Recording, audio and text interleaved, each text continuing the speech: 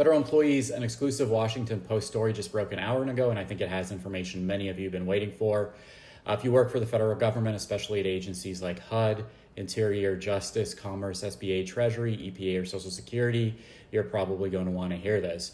Probably interested in maybe what percentage your agency is about ready to be cut. Well, it looks like an internal guidance provides some clues. The Post has obtained an internal White House document outlining massive potential layoffs planned across federal agencies. That's not a surprise. I haven't seen it yet, but it appears to kind of have estimates for many agencies. According to the Post, these cuts range between 8 and 50% of agency staff, depending upon the agency. According to the Post reporting, here's specifically what's at stake. HUD could lose as many as half of its roughly 8,300 person workforce. The Interior Department could cut nearly 1 in 4 employees. IRS might lose almost 1/3 of its staff.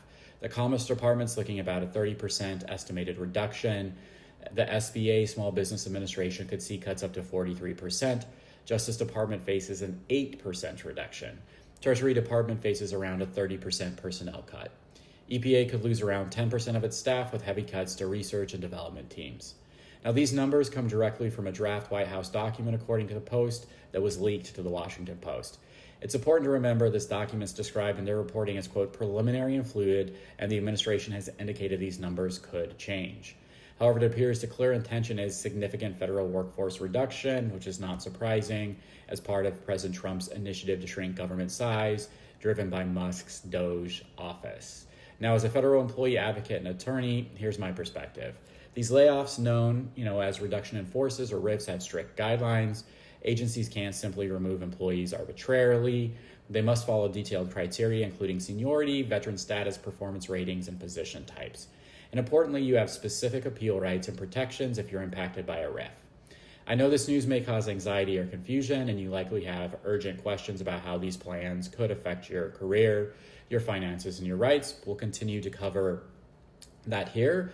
But for people who want more attention, that's exactly why this Saturday at 11 a.m. Eastern, I'll host a special live session for federal employees where you can see people's questions and me answer them live.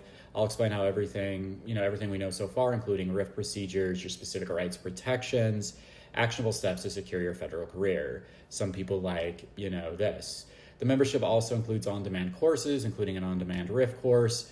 You can join easily through the stories if you go to my stories, or the second link in my link tree for a 3-day free trial, absolutely risk-free.